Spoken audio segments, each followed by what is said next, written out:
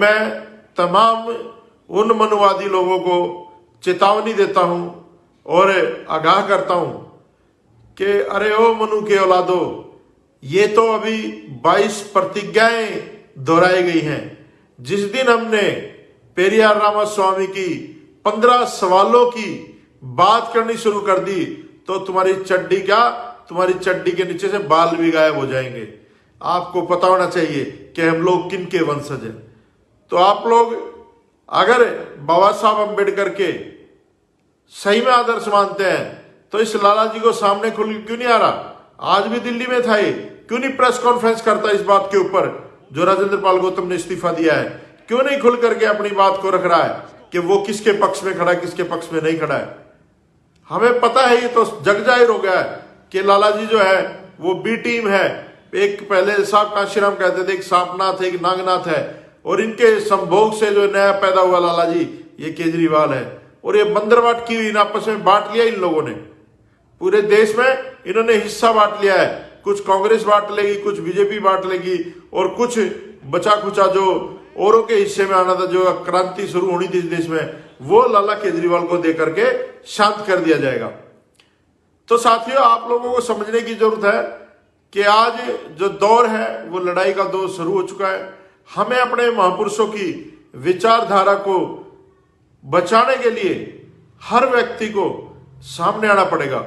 और मैं तो ये कहता हूं, जो भी लोग अपने आप को बाबा साहब अम्बेडकर का अनुयायी समझते हैं, या जो ये समझते हैं कि आज मैं जो भी हूं बाबा साहब अम्बेडकर की बदौलत हूं, उन लोगों को अपने अपने घरों के बाहर बाबा साहब अम्बेडकर की 22 प्रतिज्ञाएं और 15 पेरियार रामास्वामी के जो सवाल हैं उनका एक फ्लैक्स बना करके टांग देना चाहिए कि ये हमारे सवाल हैं। जो मनुवादी इन सवालों का जवाब दे देगा और हमें सेटिस्फाई कर देगा, हम हिंदू फोल्डर में आने के लिए तैयार हैं। नहीं तो फिर ये बांडा, ये जो फूट चुका है, जो जग जाहिर हो चुका है, जो ये पाखंड का बोलबाला खत्म होने जा रहा है, जो ये आज अंबेडकर का युग शुरू हो रहा है, उससे आप लोगों को समझने की जरूरत है कि ये देश मनुस्मृति से नहीं, ये देश इस देश के कॉन्स्टिट्यूशन से चलेगा।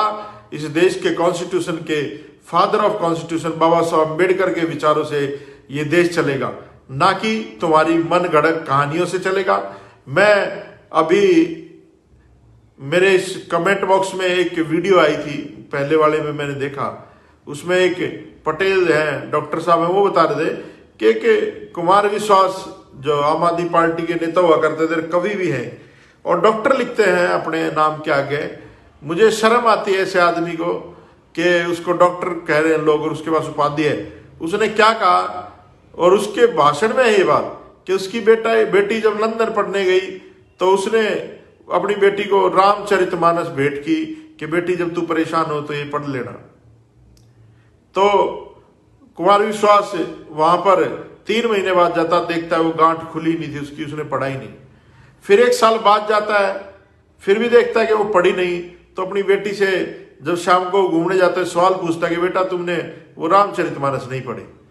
तो फिर वो बच्ची, क्योंकि वो आधुनिक युग की बच्ची है, उसने जवाब देती है कि पिताजी, जिस आदमी ने अपनी गर्भवती महिला को घर से निकाल दिया हो वो मेरा आदर्श कैसे हो सकता है, और उससे मैं क्या सीख पाऊंगी उसके जीवन से।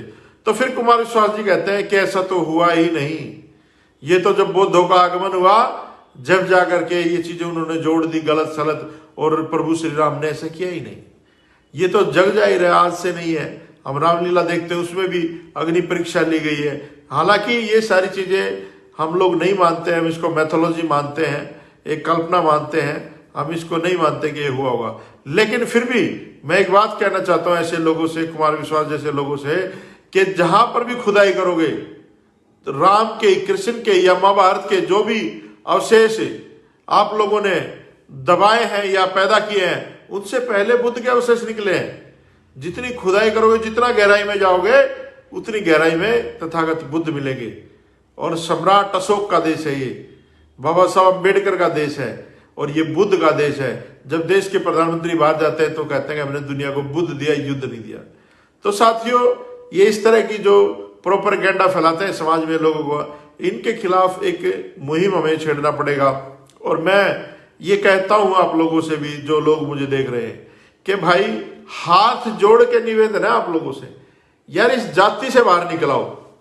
ये जो वाद है, चाहे वो वाल्मीकिवाद हो, चाहे वो चमारवाद हो, चाहे वो खटीकवाद हो, चाहे वो दानकवाद हो, चाहे किसी भी जाति का जो वाद है, ये जो जातिवाद है, हमें अपने दिमाग से भी ये जातियां निकालनी पड़ेगी, जब जाकर के हम लोग बौद्धिस्ट या बाबा साहब अम्बेडकर के दिखाए हुए रास्ते पे, या गुरु रविदास महाराज के दिखाए हुए रास्ते पे, या कबीर साहब के दिखाए हुए रास्ते पे हम लोग चल पाएंगे।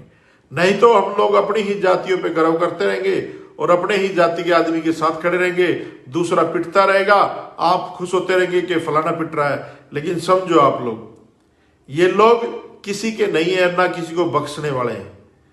तो मैं राजेंद्र पाल गौतम से एक विशेष अनुरोध करूंगा कि भाई बहुत हो चुका, आपने बहुत ज्यादा फेवर में बोल चुके उस लाला के, क्योंकि लाला किसी का नहीं है, ना तो ये आपको पार्टी में रखने वाला है।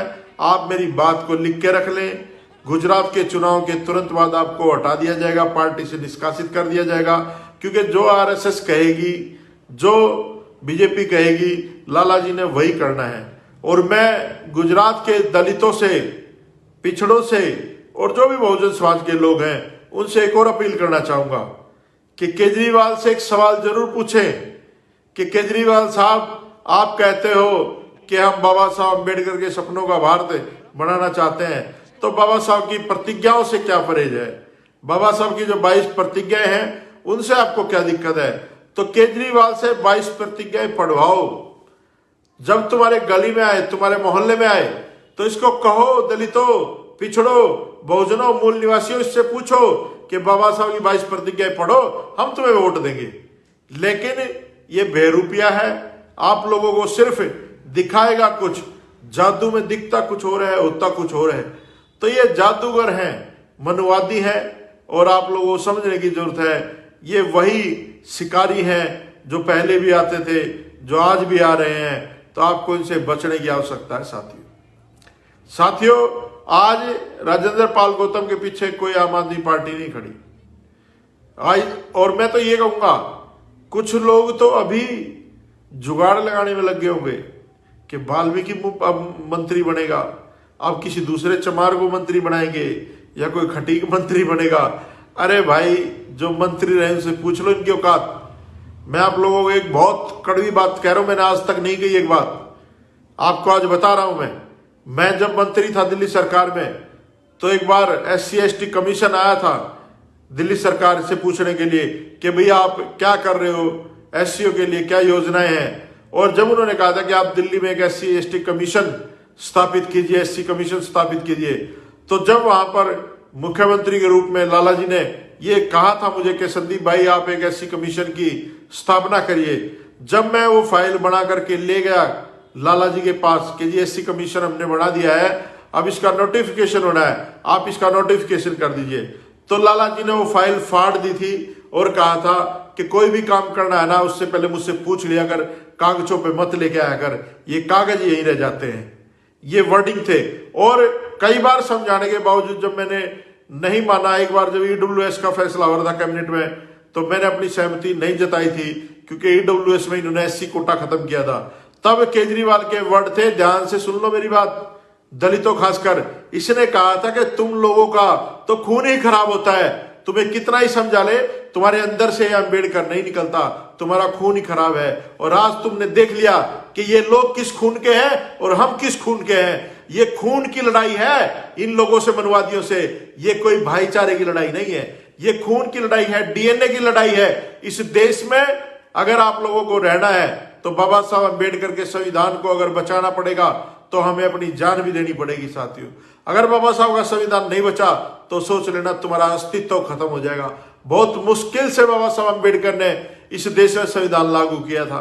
अगर ये मनवादी ताकतें, चाहे केजरीवाल हो, चाहे भाजपा हो, चाहे कांग्रेस हो, अगर तुम इन्हें स्थापित करते चले गए तो एक दिन ये बाबा साहब अम्बेडकर के संविधान को खत्म करके मनु का विधान स्थापित कर देंगे। और आप लोगों का वही व्यवस्था जो हजारों साल से बाबा साहब अम्बेडकर ने आपकी बेड़ियां तोड़ी थी, दोबारा आपके पैरों में बेड़ियां, आपके पीछे झाड़ू, गले में हांडी, और आपकी बहन बेटियों को सतन तक ढकने का अधिकार नहीं होगा। तो सोच लो, ये भारतवर्ष, सम्राट अशोक का भारत किस तरफ जा रहा है। और ये जातियों से बाहर निकल जाओ। आप लोगों से निवेदन है लोग मुझे वाल्मीकि की नजर से देखते हैं, राजेंद्र पाल गौतम को चमार की नजर से देखते हैं, किसी को खटीक की नजर से देखते हो। अरे भाई इससे बाहर निकलो। हम लोग अगर बौद्धिस्ट हैं तो बौद्धिस्ट किसी जाति को नहीं मानते, किसी व्यवस्था को नहीं मानते, मनवादियों की थोपी व्यवस्था को। हम सब के सब लोग बाबा साहब अम्बेडकर के एक फोल्डर में डाले हुए शेड्यूल कास्ट हैं और हमें इकट्ठा होकर के लड़ना पड़ेगा। और मैं तो न्योता देता हूं राजेंद्र पाल गौतम को। देखो साहब काशीराम एक बात कहते थे कि जहां से तुम्हें गिराया गया है तुम्हें उठना भी वहीं से पड़ेगा। अगर आप लोग एक जीना चढ़ रहे हो और गिर जाते हो तो सबसे नीचे वाली पैड़ी पे आ गिरते हो, फिर उसी पैड़ी से आपको उठना पड़ेगा। काशीराम जी ने कहा था कि जो इन्होंने हमें नीचा दिखाया जातियों के कारण, हम उन जातियों को इतना मजबूत करेंगे वैचारिक रूप से, वैसे नहीं मनवादी तरीके से नहीं, इतना मजबूत करेंगे कि आने वाले टाइम पे इन्हें हमारी जातियों से भी दिक्कत हो जाएगी। तो मैं तो कहता हूं राजेंद्र पाल गौतम से कि भाई हम लोग तेरे साथ चलने के लिए तैयार हैं, तुझे अपना सहयोगी मानने के लिए तैयार हैं, एक भाई की तरह कंधे से कंधा मिलाकर हम लोग आपके साथ चलने के लिए तैयार है। आप आ जाए सड़क पे, छोटे इस लाला जी को, क्योंकि नहीं तो आपका वो हाल हो जाएगा, आप घर के रहोगे ना घाट के, है ना, धोबी के कुत्ते वाला हाल हो जाएगा। घर के रहोगे ना घाट के और आपको मजेदार में छोड़ दिया जाएगा। आज सही समय है, लात मार के इनकी व्यवस्था को आप आ जाइए, इधर से हम आपके साथ देंगे, इधर से आप हो जाओगे। दो जातियां, वाल्मीकि और चमार जाति, दिल्ली में बहुत ज्यादा संख्या में है। सरकार बना सकते हैं, मुख्यमंत्री बनाएंगे, हम लोग अपना मुख्यमंत्री बनाएंगे। आप आ जाइए मैदान में, हम सब लोग साथ मिलकर के काम करेंगे। तो साथियों, जो लोग मेरी बात से सहमत हैं और जिनको मेरी बात ठीक लगती है वो जरूर इसमें अपना कमेंट्स में जरूर बताएं कि मैं सही कह रहा हूं या नहीं कह रहा हूं। और राजेंद्र पाल गौतम को ज्यादा वफादार होने की जरूरत नहीं है, क्योंकि ये लोग वफादारी का इनाम जगजीवन राम को जैसा दिया था कांग्रेस ने, या बीजेपी ने जैसा दिया था उसको, क्या नाम था उनका, एक इन्होंने अध्यक्ष बनाया था जिसको 50,000 रुपए के जुर्म में हटा दिया गया था, है ना। तो ये ऐसा ही नाम आपको दिया है। तो साथियों, ये सारे लोग एक ही लोग हैं, आप लोगों को समझने की जरूरत है। हमें अब सबको इकट्ठा होकर के लड़ना पड़ेगा और संविधान को बचाना पड़ेगा। बाबा साहब अम्बेडकर के सपने को साकार अगर हमें करना है तो मैं तो हर दलित को कहता हूं, जो भी आज राजेंद्र पाल गौतम को सपोर्ट करते हैं, देखो उसने साहसिक कार्य किया उस आदमी ने, लेकिन अब वो फंस चुका है, बिचल रहा है, कभी कुछ कहता है, कभी कुछ कहता है, कभी केजरीवाल मेरा नेता, आम आदमी पार्टी मेरी पार्टी है। तो इन सब चीजों से बाहर निकलना पड़ेगा और सबके सब लोग, जो भी लोग इस व्यवस्था को नहीं तोड़ना चाहते, वो अपने घरों के बाहर 22 प्रतिज्ञा लगाएं, पेरियार के 15 सवाल लगाएं जो उन्होंने ईश्वर से किए हैं। पता चल जाएगा इस मनवादी व्यवस्था को कि हम लोग अब आराम से बैठने वाले लोग नहीं हैं। अब हम लोग अपने हक और अधिकार के लिए सड़कों पे भी आएंगे, विधानसभाओं में भी जाएंगे, लोकसभाओं में भी जाएंगे और अपनी आवाज उठाएंगे। और एक और जाते जाते मैं एक सबसे अपील करता हूं, मेरे जितने भी शेड्यूल ट्राइब या ओबीसी के जो लोग हैं, हमारे जो 85% लोग विधानसभा या संसद में बैठे हैं, वो सारे के सारे लोग अपने अपनी विधानसभा में जब सत्र लगे तो बाबा साहब अम्बेडकर की 22 प्रतिज्ञाएं पढ़ो वहां पर, क्योंकि तुम लोग, तुम्हारी औकात नहीं थी वहां पर एमएलए, मंत्री या विधायक या सांसद बनने की। तुम्हें अगर किसी ने बनाया है, बाबा साहब अम्बेडकर के रिजर्वेशन ने बनाया है। हर दलित को, हर ओबीसी को, हर बहुजन समाज के व्यक्ति को, चाहे वो लोकसभा का सदस्य है, चाहे वो किसी भी विधानसभा का सदस्य है, उसने अपने प्रतिनिधित्व में, अपने सामने, अपनी विधानसभा में 22 प्रतिज्ञाएं बाबा साहब की पढ़नी चाहिए। अगर आप लोग ये काम कर दें तो ये व्यवस्था जड़ से उखाड़ दी जाएगी और हमारे सम्राट अशोक का साम्राज्य, हमारे बाबा साहब अम्बेडकर के सपनों का भारत और बौद्ध में भारत बनने से इसको कोई नहीं रोक सकता। तो साथियों, आप लोगों से निवेदन है, इस वीडियो को ज्यादा से ज्यादा शेयर करें और एक दूसरे तक पहुंचाएं, व्हाट्सएप पे भी एक दूसरे को सेंड करें। और अब हमें निर्णय लेने की जरूरत है, हम सबको इकट्ठा होने की जरूरत है। आपसी जातियां छोड़ करके, आपसी मनमुटाव छोड़ करके, आपसी भेदभाव छोड़ करके, सभी बातों को भूल करके हम सबको इकट्ठा होकर के इस मनुवादी व्यवस्था से लड़ने की जरूरत है। जय भीम, जय मूल निवासी, जय बहुजन, जय पेरियार, जय अंबेडकर, जय मान्यवर साहब काशीराम, जय भीम, जय भारत। अगर आप चाहते हैं गरीब हर वंचित इंसान की आवाज आप तक पहुंचे तो हमारे चैनल को सब्सक्राइब करें और बेल आइकन का बटन दबाना ना भूलें। देखते रहिए बहुजन हलचल न्यूज।